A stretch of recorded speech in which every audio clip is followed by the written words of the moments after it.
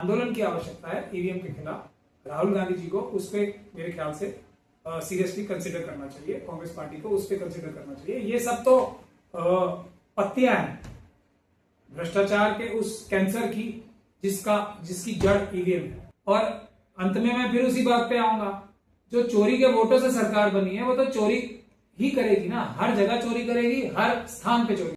पर ये बात राहुल गांधी जी को पता कब लगी? उन्हें पहले से नहीं पता था? जहां एक तरफ अमित शाह जी और मोदी जी होंगे और एक तरफ वो होंगे, तो हर बार जो सबसे ज्यादा सहूलियत पहुंचाएगा मोदी जी और अमित शाह जी को, आरएसएस और बीजेपी को, उसे ही चुना जाएगा। राहुल गांधी जी को इस प्रकार की मीटिंग्स में जाना ही शोभा नहीं देता। जाके क्या करेंगे वो? नोट वो डस्टबिन उनके पास है ही बढ़िया वाला, उसमें फेंक दिया होगा उन्होंने। आंदोलन की आवश्यकता है ईवीएम के खिलाफ। राहुल गांधी जी को उस पे मेरे ख्याल से सीरियसली कंसिडर करना चाहिए, कांग्रेस पार्टी को उस पे कंसिडर करना चाहिए। ये सब तो पत्तियां हैं भ्रष्टाचार के उस कैंसर की जिसकी जड़ ईवीएम है। भाई, अपने गैंग मेंबर्स को जब जीत हो गई, फल नहीं दिया जाएगा? इसमें कौन सी हैरानी की बात है?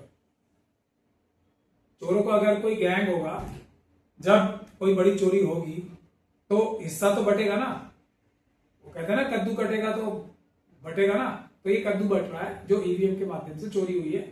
उससे जो अब भ्रष्टाचार के माध्यम से जो पैसे चुराए जाएंगे, उसमें हर एक व्यक्ति का जिसने ईवीएम में चोरी करने में मदद की है उसकी हिस्सेदारी है।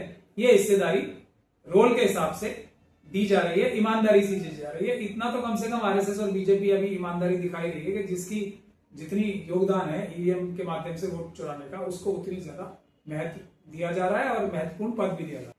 केंद्र सरकार जिम्मेदार नहीं, आरएसएस और बीजेपी जिम्मेदार है। मोदी जी, अमित शाह जी, मोहन भागवत जी जिम्मेदार। केंद्र सरकार तो इन सब लोगों के इशारे पे, जितने भ्रष्ट अधिकारी, जितना बड़ा भ्रष्ट अधिकारी है उसको उतने महत्वपूर्ण पद पे रखने की जो प्रक्रिया है वो आरएसएस और बीजेपी ने जिस लेवल पे शुरू की, ऐसा देश में कभी नहीं हुआ। पहले भी भ्रष्टाचार होता था। मैं ये नहीं कह रहा कि आटे में नमक होता था, पहले भ्रष्टाचार होता था, काफी मुट्ठी भर भर के नमक डाला जाता था आटे में। आजकल बाल्टी भर भर के डाला जा रहा है। ये फर्क हो गया है। भ्रष्टाचार का अंत चरम हो गया है, क्योंकि उसकी भी बुनियादी वजह क्या है? एक ही है कि सरकार को, आरएसएस और बीजेपी को जनता द्वारा कान पकड़ के हटा देने का डर ही नहीं है, क्योंकि जनता के वोटों को वो ईवीएम के माध्यम से गिनने नहीं देते और चुनाव जीत जाते हैं। तो अब वो क्यों भ्रष्टाचार नहीं करेंगे? इसकी वजह मुझे कोई भी विद्वान व्यक्ति है तो बता दे। जब उन्हें सरकार से हटने का ही डर नहीं है तो जो करे, जो उनकी नेचुरल जो भावनाएं हैं उनकी लूट मचाने की, सबका हक खा जाने की, उनको वो कार्यान्वित कर रहे हैं, उनको वो इंप्लीमेंट कर रहे हैं। विचार तो सुप्रीम कोर्ट सीधे जाने के लिए एक ही रहा है और एक ही रहेगा। जो भी व्यक्ति सीधे सुप्रीम कोर्ट जाता है वो आरएसएस और बीजेपी का एक तरीके से उनके इशारे पे काम कर रहा है। किसी भी मुद्दे को अगर खत्म करना है तो बिना अच्छी तैयारी के, बिना जो हमारे देश में कानून की, संविधान की व्यवस्था है उसको पालन किए बगैर सीधा सुप्रीम कोर्ट जाता है, वो आरएसएस और बीजेपी का एक एजेंट है या उनका वर्कर है जो उस मुद्दे को, नीट के मुद्दे को खत्म करने के लिए ये केस सुप्रीम कोर्ट में गया है। इससे पहले भी हर बार जो इस तरीके की चोरी हुई है, कितनी बार सुप्रीम कोर्ट गए, कोई फर्क पड़ा? 0% भी फर्क पड़ा है तो आप मुझे बता दें, लेकिन फिर भी सुप्रीम कोर्ट जाना ही है। सुप्रीम कोर्ट के जो विद्वान जजेस हैं वो बार बार इस बात को बोलते आ रहे हैं कि सीधे हमारे पास नहीं आना चाहिए, बिना तैयारी के हमारे पास नहीं आना चाहिए। और ये कार्य सुप्रीम कोर्ट का है, विपक्ष का है, आंदोलन करना चाहिए, इसके लिए निगरानी करनी चाहिए।